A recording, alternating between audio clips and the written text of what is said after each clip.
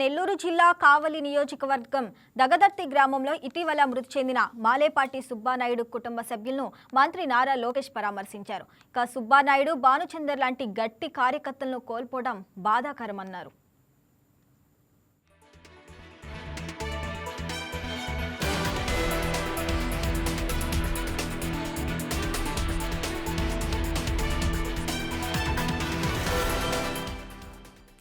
కార్యకర్తలకు టీడీపీ ఎప్పుడు అండగా ఉంటుందని తెలిపారు. కార్యకర్తల సంక్షేమం కోసం 135 కోట్లతో సంక్షేమ నిధి ఏర్పాటు చేశామన్నారు. తాను రాజకీయాల్లోకి వచ్చిన నాటి నుండి సుబ్బానాయుడుతో మంచి పరిచయం ఉందన్నారు.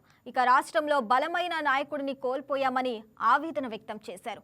వైసీపీ నేతలపై అలుపెరగని పోరాటం చేశారని గుర్తు చేసుకున్నారు. మాలేపాటి కుటుంబానికి రాజకీయంగా అండగా ఉంటామని లోకేష్ భరోసా ఇచ్చారు.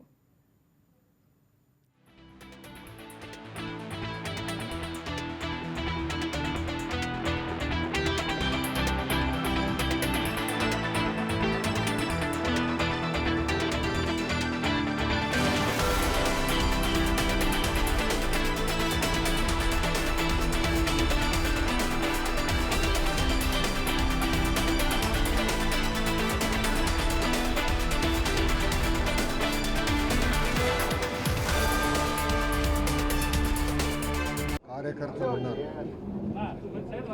ఆ పసుపు జెండా చూస్తేనే మా లాంటి కార్యకర్తలకి ఒక ఎమోషన్. మొన్న జరిగిన మహానాడులో కూడా చాలా స్పష్టంగా కార్యకర్తలే మా అధినేత అని డిక్లేర్ చేసుకునే ఏకైక పార్టీ తెలుగుదేశం పార్టీ. నాడు నేడు ఎప్పుడు కార్యకర్తలకు అండగా నిలబడేది తెలుగుదేశం పార్టీ. 2014లో ఆనాటి మహానాడులో కార్యకర్తలకు ప్రత్యేకంగా సంక్షేమ నిధి ఏర్పాటు చేద్దామని నేను ప్రతిపాదించినప్పుడు ఇక్కడున్న పెద్దలతో సోమిరెడ్డి చంద్రమోహన్ రెడ్డి గారితో సహా చంద్రబాబు నాయుడు గారు ఆనాడు ఒక నిధే కాదు విభాగం ఏర్పాటు చేయండి, కార్యకర్తల్ని మీరు ఆదుకోవాల్సిన బాధ్యత మీరు తీసుకోండి అని నాకు చెప్పడం జరిగింది. ఇప్పటికీ కార్యకర్తల సంక్షేమం కోసం 135 కోట్ల రూపాయలు ఒక తెలుగుదేశం పార్టీ ఖర్చు పెట్టింది. అంతేకాకుండా గతంలో ఫ్యాక్షన్ దాడిలో ఆనాటి పాలకులు మా కార్యకర్తలను చంపేస్తే వాళ్ళ పిల్లలు మళ్ళీ ఫ్యాక్షన్లోకి వెళ్ళకూడదని హైదరాబాదులో ఒక మోడల్ స్కూల్ ఏర్పాటు చేసి ఆ పిల్లలకి కార్పొరేట్ స్థాయి పాఠాలు చెప్పించి ప్రయోజకులుగా కూడా మార్చడం జరిగింది. నా యువగలం పాదయాత్రలు కూడా నేను కల్లారా చూసా.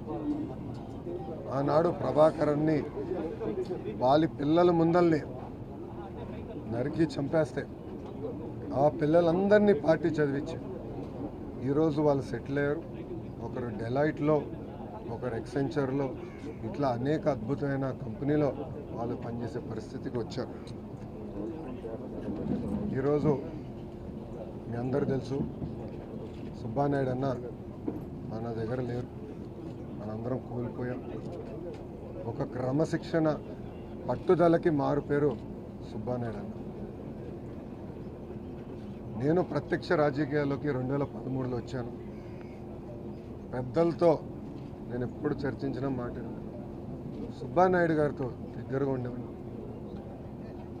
నవ్వుతూ మాట్లాడుకునేవాళ్ళం. ఇద్దరికి ఆవేశం కనుక ఇద్దరు రూమ్లో కూర్చొని తిట్టుకునేవాళ్ళం, కొట్టుకునేవాళ్ళం. కానీ ఎప్పుడు జై తెలుగుదేశం అనే ఒకే ఒక పదంతో ముందరికి.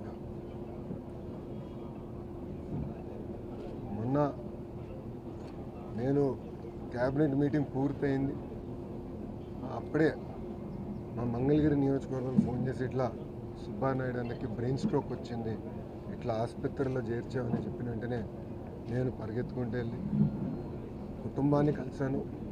అంతేకాకుండా డాక్టర్లు కూడా చెప్పాం, బెస్ట్ ట్రీట్మెంట్ ఎక్కడుందో తీసుకొద్దాం, సుబ్బానాయుడు గారిని మనం కాపాడుకోవాలని కూడా చెప్తాం జరిగింది. కానీ చాలా బాధాకరమైన విషయం ఏంటంటే ఆయన్ని మనం ఈరోజు కోల్పోయాం. అంతేకాకుండా అది చూసి భానుని కూడా తెలుగుదేశం పార్టీ కోల్పోతాం చాలా చాలా బాధాకరం. వాస్తవంగా చెప్పాలంటే మన నియోజకవర్గంలో ఒక బలమైన నాయకుడిని, రాష్ట్రంలో కూడా బలమైన నాయకుడిని ఈరోజు తెలుగుదేశం పార్టీ కోల్పోవడం జరిగింది. ఒక మండల పార్టీ అధ్యక్షుడిగా, పార్టీ ఉపాధ్యక్షుడిగా, ఏకంగా ఈరోజు ఒక కార్పొరేషన్ చైర్మన్గా సుబ్బానాయుడు గారు పార్టీకి, ప్రజలకి అనేక సేవలు అందించారు. 2019 నుంచి 24 వరకు ఆనాటి పాలకులపైన పెద్ద ఎత్తున ఆయన యుద్ధం కూడా చేశారు. దాంట్లో నన్ను కూడా భాగస్వామ్యం చేసుకుంటూ జరిగింది. నేను చూశాను ఆనాడు కరుణాకర్